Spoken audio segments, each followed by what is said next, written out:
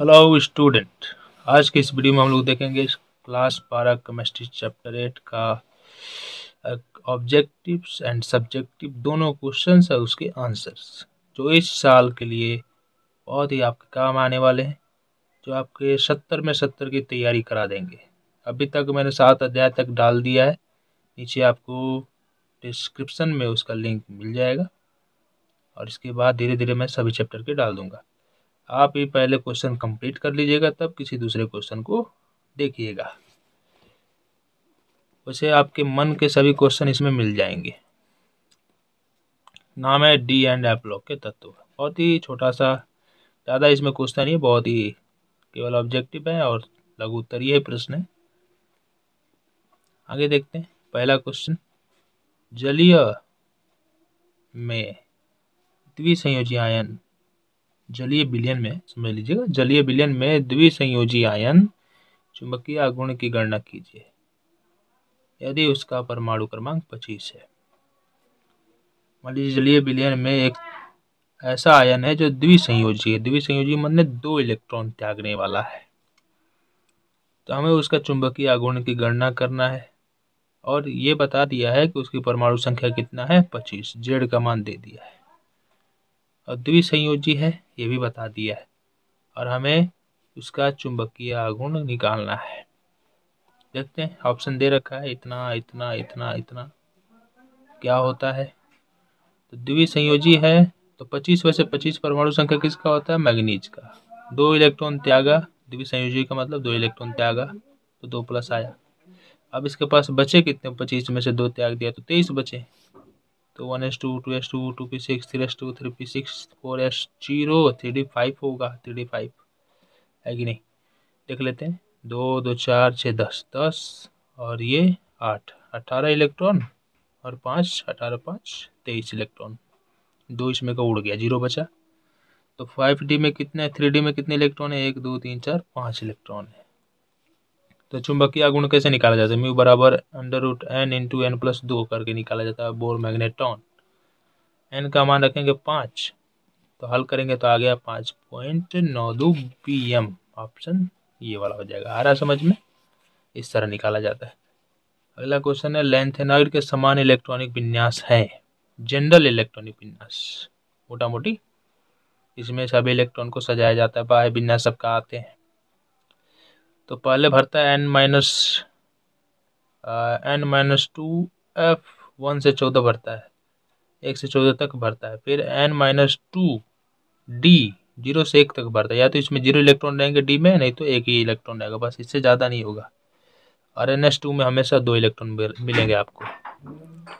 यानी सबसे बाहरी कक्षा NS होता है, N होता है NS, उसके अंदर वाला कक्षा पहले फिर बढ़ता है और उससे पहले उसके अंदर वाला, इसके अंदर वाला पहले भरते हैं, n-2 भरता है। जैसे मान लीजिए 5 S है तो ये 4D हो जाएगा, ये भी 4F हो जाएगा, 2 कम। यहाँ पे ध्यान देगा, मैंने बोला 5 S है तो ये हो जाएगा 3 S, 2 कटेगा ना 5 में से, 3 S, 3F भरेगा, फिर 3D भरेगा पहले। आ रहा समझ में, पहले वाले भरेंगे तब बाद में। ये इसमें क्या गलती है कि इसने यहाँ पे n-2 यस दे दिया है और p6 दे दिया, इसलिए गलती है। यहाँ पे क्या गलती है, 14 खाली लिखा है और यहाँ पे 10 कर दिया है, यहाँ पे 2, इसलिए 10 के चलते गलती। यहाँ पे क्या गलती है कि डी को पहले कर दिया, f को बाद में। यही ध्यान देना बस। आगे देखते हैं।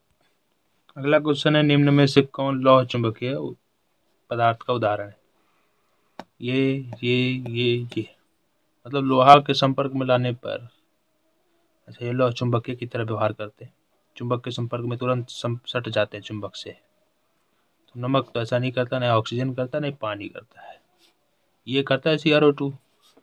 ऐसा क्यों है, तो इसका कोई ट्रिक तो नहीं है, बस ये इसको याद करने से ही काम चलेगा। थोड़ा मोड़ा यहाँ पे बताया गया है। मान लीजिए क्रोमियम यहाँ पे 2 ऑक्सीजन को इलेक्ट्रॉन दिया है, 4 इलेक्ट्रॉन दिया, इसलिए 4 प्लस 24 में से 4 गया, 20 बचा। तो डी पे कितने इलेक्ट्रॉन आए, 2 ही रह गए। दोनों अयुग्मित है, जिसमें अयुग्मित इलेक्ट्रॉन होता है वो चुंबकीय होता है, लेकिन चुंबकीय होने का कोई ट्रिक नहीं है। अब वैसे जनरली कह सकते हैं कि कोई ऑक्साइड को देख के नहीं बता सकते, किसी सिंगल वाले को देख के बता सकते हैं। जैसे Zn कैडमियम Hg हमेशा प्रति चुंबकीय होते हैं, क्योंकि इसमें इलेक्ट्रॉन हमेशा जोड़े में रहते हैं, अकेला नहीं रहते, इसलिए हमेशा चुंबकीय गुण नहीं दिखाते, चुंबक का विरोध करते हैं। लेकिन बाकी सब अचुंबकीय होते हैं, लौह चुंबकीय होते हैं। लेकिन ये हमेशा सही नहीं है। बस आप एक बात जान लीजिए कि ये वाला बात सही नहीं है, जो अभी ये तरीका बताया गया है युग्मित इलेक्ट्रॉन का, ये हमेशा काम नहीं करता लौह चुंबकीय में, आपको याद रखना पड़ेगा। CrO2 है जो, बस एक ही है, यही लौह चुंबकीय। आगे है, निम्न में से किस आयन के रंगीन होने की संभावना है, यानी कौन रंगीन बनाएगा। तो वही वाली बात है, जिसमें अयुग्मित इलेक्ट्रॉन होगा वो रंगीन होगा, जिसमें नहीं होगा वो रंगहीन होगा। जिंक में Zn में नहीं होता, यह रंगहीन होता है, साफ क्लियर। इसमें देख लेते हैं Ni2 में, Ni का 28 होता है, 2 इलेक्ट्रॉन त्यागा है, तो इसमें ध्यान से देखेंगे तो इसमें 4 अयुग्मित इलेक्ट्रॉन है, बाहर 6 है, 4 अकेले हैं, इसलिए ये रंगीन होगा। Cu+ में देखा जाए 2+ है ना, 29 2+, अच्छा। तो इसमें 10 इलेक्ट्रॉन है, जो कि सभी के सभी जोड़े में है, 10 3D 10 है, 10 का मतलब सभी 5-5 जोड़े में रहते हैं, 5 होता है खाली और 10 भर जाएंगे तो जोड़े हो जाएंगे, इसलिए रंगहीन। ऐसे 3+ को देखेंगे, यहाँ पे प्लस कर लीजिएगा तो यहाँ पे इसका भी 3D 21 है ना, 21 में से 3 उड़ गया तो 19 बचा, यानी 3D 0 है, 3D में एक भी इलेक्ट्रॉन ही नहीं है, इसलिए ये भी रंगहीन। अब यहाँ पे जिंक 30 है, इसका भी 3D पूरा भरा रहता है, ये भी रंगहीन। आ रहा है समझ में। आगे देखते हैं, अगला क्वेश्चन है, सोना धातु की ऑक्सीकरण संख्या होती है, कितना होती है। सोना का U 79 होता है, 7 और इसमें अंतिम इलेक्ट्रॉन 3D 1 बचता है, 3D 1 वही त्याग सकता है, इसलिए +1। वैसे भी धातु हमेशा इलेक्ट्रॉन त्यागते हैं, ग्रहण नहीं करते। डी ऑर्बिटल का आकार कैसा होता है, डबल डम्बेल होता है, द्विडमरू जैसा होता है। डम्बेल किसका होता है, P ब्लॉक का। गोलीय किसका होता है, S का, ब्लॉक नहीं, S का चक्का। तो S ऑर्बिटल का आकार गोलीय होता है, P का डम्बेल होता है, सब लिख दिया गया है। अगला है, हमेशा स्वतंत्र अवस्था में पाए जाने वाला धातु कौन है, सोना, हमेशा रहता है। ये भी थोड़ा अभिक्रिया कर ही लेता है, थोड़ा मोड़, ज़्यादा नहीं, ऑक्सीजन के चलते काला हो जाता है, लेकिन ये हमेशा स्वतंत्र रहता है। अगला है, प्रथम संक्रमण श्रेणी में उच्च ऑक्सीकरण अवस्था प्रदर्शित करने वाला तत्व कौन है, तो वो है मैग्नीज। इसकी सबसे ज़्यादा ऑक्सीकरण अवस्था है M, इसका 7 तक जाता है, +7 तक। निम्नलिखित में से किस तत्व में 4F ऊर्जा स्तर क्रमिक रूप से बढ़ता है, 4F 4F। तो निम्नलिखित में से किस तत्व में 4F ऊर्जा स्तर क्रमिक रूप से बढ़ता है। लेंथेनाइड में बढ़ता है कि एक्टिनाइड में, तो लेंथेनाइड में बढ़ता है 4F। संक्रमण धातु में तो 3D बढ़ते हैं, 4D 3D इस तरह बढ़ते हैं। आगे देखते हैं, अगला क्वेश्चन है, संक्रमण तत्वों को किस नाम से जाना जाता है, डी ब्लॉक के तत्वों के नाम से। क्या लिखा है, S ब्लॉक, नहीं इस गलत, डी मारिएगा। अगला है, संक्रमण तत्वों का सामान्य इलेक्ट्रॉनिक विन्यास होता है N-1 × D 1 to 10 NS 0 से 2 तक होता है। पहले मान लीजिए अगर 5वां भर रहा है तो ये चौथा पहले भरेगा, पहले 4D भरेगा तब 5S बाद में आता है। ऐसे भरेंगे तो पहले 5S फिर बाद में 4D, ऐसे चलता है, कुंडे के नियम से सीधा सीधी चलता है। इस सब में क्या गलती है, इसमें क्या गलती है, 5 कर दी इसलिए गलती। इसमें क्या गलती है कि N-1 × D NS2 कर दिया, यहाँ पे 2 कर दिया है, जबकि 0 भी भर सकता है, 1 भी भर सकता है, 2 भी भर सकता है, हमेशा 2 नहीं हो सकता। थोड़ा लाइट बार लेते हैं, तो यहाँ पे देखिए यही सब गलती है इसमें, यही होगा आंसर। अगला क्वेश्चन है, निम्नलिखित संक्रमण धातु आयन जिसका चुंबकीय आघूर्ण अधिकतम होगा, उसके बाह्य कक्षा का इलेक्ट्रॉन होना चाहिए, कितना होगा तो अधिकतम आएगा, 5 2 7 9। ऐसा नहीं कि 3D 9 पे मार दीजिएगा, हमें पूछ रहा है कि चुंबकीय आघूर्ण अगर अधिकतम होना किसका होगा, निम्नलिखित संक्रमण धातु आयन जिसका चुंबकीय आघूर्ण अधिकतम होगा उसके बाह्य कक्षा में इलेक्ट्रॉन का विन्यास होना चाहिए। हम जानते हैं कि अयुग्मित इलेक्ट्रॉन जितना ज़्यादा होगा उतना ही चुंबकीय आघूर्ण होगा, इसमें अयुग्मित इलेक्ट्रॉन 5 है। डी में 5 कक्षक होते हैं और 5 इलेक्ट्रॉन एक एक में भरे हैं, इसलिए 5 है। इसमें 2 ही है। इसमें 7 भले ही दिखाई दे रहा है, लेकिन आप भरिएगा डब्बा, जब ये डब्बा भरिएगा 2 3 4 5, 1 इलेक्ट्रॉन, 2 इलेक्ट्रॉन, 3 इलेक्ट्रॉन, 4 5 6 7, यानी 3 ही इलेक्ट्रॉन इसमें बच रहे हैं। इसमें तो एक ही इलेक्ट्रॉन अयुग्मित है, सबसे ज़्यादा अयुग्मित इसमें है, इसलिए ऑप्शन ए। अगला है बाह्य विन्यास 3d6 4s2 किसका होगा? लोहा का होगा। लिख के देख लीजिएगा, जिसके लास्ट में 6 आएगा 3d6 और 4s2, वैसे भी 26 होता है इसका, तो 4s2 को 20 हो जाता है और 3d में 6 रहेगा तो 26 हो जाता है। निम्न में से कौन संक्रमण तत्व नहीं है? मैग्नीशियम। ये सब संक्रमण है क्योंकि डी ब्लॉक के तत्व हैं, ये यस ब्लॉक का है, इसीलिए संक्रमण नहीं माना जाएगा। आगे देखते हैं। अगला क्वेश्चन है संक्रमण तत्व की परिवर्तनशील ऑक्सीकरण संख्या के कारण होते हैं। मतलब कि संक्रमण तत्व अपना ऑक्सीकरण अवस्था बदलते रहता है, परिवर्तित करते रहता है, तो इसका कारण क्या है? कभी 2, कभी +3, कभी +4, कभी +5, कभी 6। इसका कारण है संयोजी इलेक्ट्रॉन में 2 अलग अलग ऑर्बिटल भरे रहते हैं, ऑर्बिटल रहते हैं। ठीक, एक तो डी भाग लेता है, फिर यस भी भाग लेता है, दोनों भाग लेते हैं। यस भाग लेता है कभी, तो कभी डी भाग लेता है। यस भाग लेता है, उसके दोनों इलेक्ट्रॉन भाग लेते हैं तो डी रह जाता है। उसी तरह अगर यस और डी दोनों भाग लेते हैं तो ऑक्सीकरण अवस्था बदल जाती है, मतलब उसमें उपस्थित इलेक्ट्रॉन भाग लेते हैं, इस कारण से। अब आगे आपका लघु उत्तरीय प्रश्न। पहला क्वेश्चन है लेंथेनाइड संकुचन या आकुंचन क्या है? एक ही बात हुआ। हेडिंग लगा देंगे तो बढ़िया से और लिखेंगे। हरा पेन का इस्तेमाल मत कीजिएगा, काला पेन का ही इस्तेमाल कीजिएगा, लाल और हरे का प्रयोग मत कीजिएगा परीक्षा में। लेंथेनाइड के तत्वों में 5d कक्षकों के पहले 4f कक्षकों में इलेक्ट्रॉन भरने के कारण परमाणु त्रिज्या में नियमित ह्रास होता है, जिसे लेंथेनाइड संकुचन कहते हैं। लेंथेनाइड है, उसके तत्व में 5d पाया जाता है। अच्छा नहीं, लेंथेनाइड में पहले पहले लेंथेनाइड आता है, तब बाद में एक्टिनाइड आता है। तो लेंथेनाइड में जो 5d कक्षक है उसके पहले 4f भरता है, तब बाद में 5d भरता है। तो 4f कक्षकों में इलेक्ट्रॉन भरने के कारण परमाणु त्रिज्या में नियमित ह्रास होते जाता है। ठीक, तो यहाँ पे हम बोल रहे थे कि 5d कक्षकों के भरने से पहले 4f भरता है। 4f कक्षकों में इलेक्ट्रॉन भरने के कारण परमाणु त्रिज्याओं में नियमित ह्रास होता है, जिसे लेंथेनाइड संकुचन कहते हैं। अब ये नियमित ह्रास होता कैसे? जब तक 4f भरेगा नहीं तब तक 5d में जाएगा नहीं। चौथे कक्षा में पूरे इलेक्ट्रॉन भर जाएंगे तब 5वें कक्षा में जाएंगे, तभी त्रिज्या बढ़ेगी। 5वां कक्षा का मतलब त्रिज्या बढ़ेगी। 6वां में जाएगा तो और बढ़ेगी, 7वां में जाएगा तो और बढ़ेगी। लेकिन पहले 4f में 14 तक भरना है, यानी कि 5d को अभी ताकना पड़ेगा 14 इलेक्ट्रॉन को।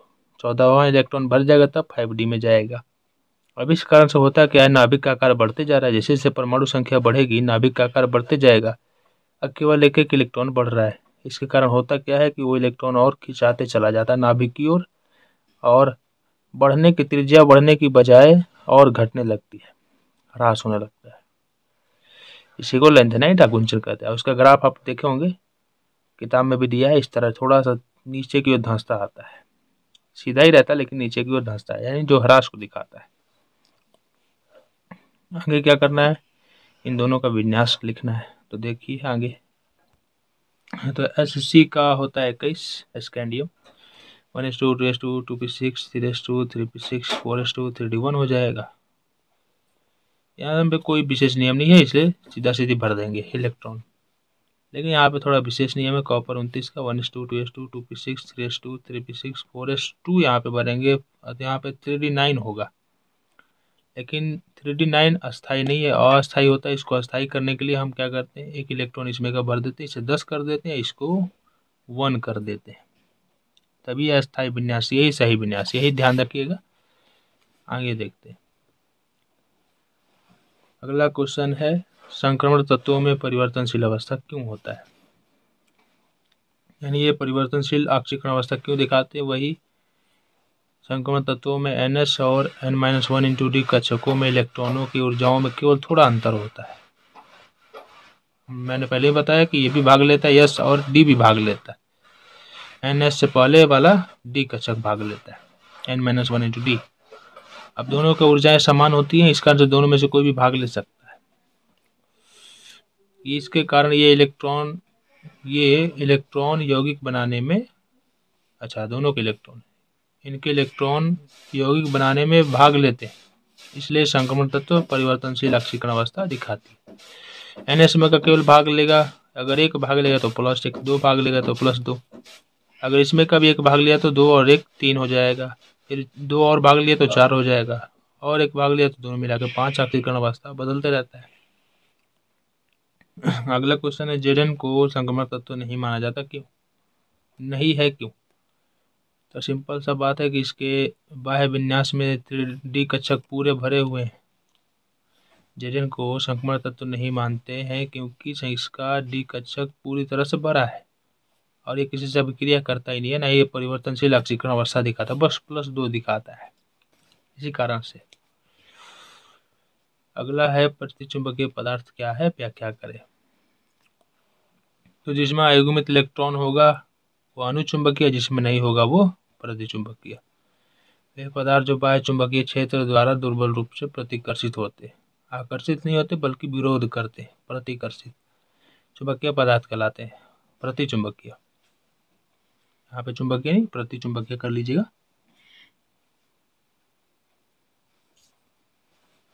इन पदार्थों, और आगे देखते हैं, इन पदार्थों में आयुग्मित इलेक्ट्रॉन नहीं होते, इसी कारण से ऐसा होता है। जैसे में TiO2, NaCl, C6H6, V2O5, Zn2+, Mg2+ आदि, ये सब प्रतिचुंबकीय पदार्थ है, तो याद रहे, सब ऑब्जेक्टिव में भी काम आ जाएंगे। अगला प्रश्न है, चांदी विद्युत का अच्छा चालक है, क्यों? तो आंसर है कि चांदी की विद्युत चालकता 63.01 × 10⁶ होती है, जो अन्य सभी चालक तत्वों में सबसे अधिक है। इसके कारण चांदी से होकर विद्युत आवेश आसानी से बहते हैं, इसी कारण चांदी सबसे अच्छा चालक होता है। मतलब कि चांदी की चालकता सबसे ज़्यादा है, यानी इसमें प्रतिरोध का मान बहुत ज़्यादा कम है, थोड़ा सा भी इलेक्ट्रॉनों का विरोध करने वाले ज़्यादा नहीं है, बहुत कम है, इसलिए धारा का प्रवाह बहुत तेजी से होता है। अगला है, संक्रमण तत्व क्यों रंगीन यौगिक बनाते हैं, इसका हमें आंसर देना है। तो संक्रमण तत्व रंगीन यौगिक या आयन बनाते हैं क्योंकि इनमें D कक्षक अधूरा रहता है, पूरा नहीं रहता। D कक्षक अधूरा होने के कारण प्रकाश के जो कुछ किरण है अवशोषित कर लेता है ये, और विभिन्न रंगों के विकिरण को उत्सर्जित करता है। ये बिल्कुल प्रिज्म की तरह होते हैं। D कक्षक में जो इलेक्ट्रॉन है प्रिज्म जैसा व्यवहार करते हैं, अपने से होकर आने वाले प्रकाश को अवशोषित कर लेते हैं और उसमें से वही रंग, स्पेशल रंग को बाहर जाने देते हैं सबसे ज़्यादा। मान लीजिए किसी एक विशेष रंग को बाहर जाने देंगे तो वो उसी कलर का नज़र आएंगे, है कि नहीं?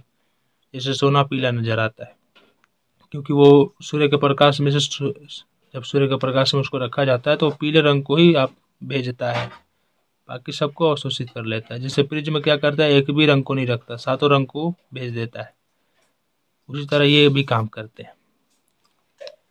अब अगला है दीर्घोत्तरीय प्रश्न, 5 अंक वाला। अम्लीय पोटेशियम परमैंगनेट किस प्रकार फेरस सल्फेट SO2 से अभिक्रिया करता है? 2 का आंसर देना है, फेरस सल्फेट से और SO2 से। आगे देखते हैं इसका आंसर।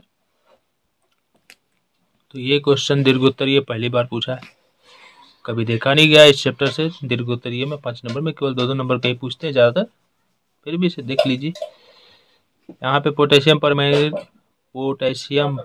ये है पोटेशियम, ये है परमैंगनेट MnO4। इसकी अभिक्रिया हमें कराना है फेरस सल्फेट से FeSO4 से, फिर कराना है SO2 से, इसकी अभिक्रिया SO2 से कराना है। लेकिन ये सब क्या है जो समझते हैं, पहले पोटेशियम परमैंगनेट को H2SO4 के विलयन में डाला जाता है, तब ये अभिक्रिया कराई जाती है। तो जैसे ही डालेंगे तो ये K2SO4 बना लेगा, पोटेशियम निकलेगा, SO4 को पकड़ लेगा, हाइड्रोजन बाहर, MnO4 अलग, Mn क्या करेगा, इसमें का और एक SO4 को पकड़ेगा और खुद बना लेगा SO4। ऑक्सीजन हाइड्रोजन मिलकर बना लेंगे H2O, और ये H2SO4 एक नवजात ऑक्सीजन को छोड़ेगा। ये नवजात ऑक्सीजन ही ऑक्सीकरण का काम करता है, ऑक्सीकरण का, और वही इससे अभिक्रिया करेगा। अब ये नवजात ऑक्सीजन को बैलेंस करेंगे तो यहाँ पे 5 आ जाएगा, इसके आगे 3 आएगा, इसके आगे 2 आएगा, इसके आगे भी 3 लगाना पड़ेगा। अब हमको कराना है फेरस सल्फेट से अभिक्रिया। फेरस सल्फेट को डालेंगे पानी में, इसमें डालेंगे तो वो भी रहेगा, H2SO4 भी इसी के साथ रहेगा। जैसे इसको भी इसी में डाले थे, इसको भी इसी में डाल रहे हैं, यानी इसको भी इसी में डाल रहे हैं, है ना। तो अब H2SO4 भी है और ये नवजात ऑक्सीजन भी इसी में है, इसी बिलियन में नवजात ऑक्सीजन इससे अभिक्रिया करेगा और बना लेगा Fe2SO4 का होल थ्राइस, और H2O बाहर पानी बन जाएगा। चीज़ वही थी, बस यहाँ पे 2 बार आ गया SO4, 3 बार आ गया। अब बैलेंस करने के लिए क्या किया गया, 5 से गुणा कर दिया गया। क्यों? क्योंकि यहाँ पे भी 5 नवजात ऑक्सीजन था, इसलिए सभी में 5 से गुणा कर दिए। ठीक, यहाँ पे ध्यान दीजिए। तो यहाँ से क्या करेंगे, अब दोनों समीकरण को जोड़ देंगे, काम हो जाएगा। इसके जैसा कोई है नहीं इसमें, इसलिए उतर जाएगा उसी तरह। इसके जैसा है इसमें, हाँ है, ये 3 है, ये एक नहीं है, 5 है। 5 से गुणा करेंगे तो 5 5 3 8 हो जाएगा। अब आगे देखते हैं, इसके जैसा है इसमें कोई नहीं है तो उतर जाएगा। कितनी बार आएगा, K2SO4 नहीं, K2SO4, अच्छा इसकी बात नहीं करेंगे अभी ये सभी है ना इसी में। पहले इधर वाला इधर जोड़ लेते हैं, उधर वाला उधर जोड़ते हैं।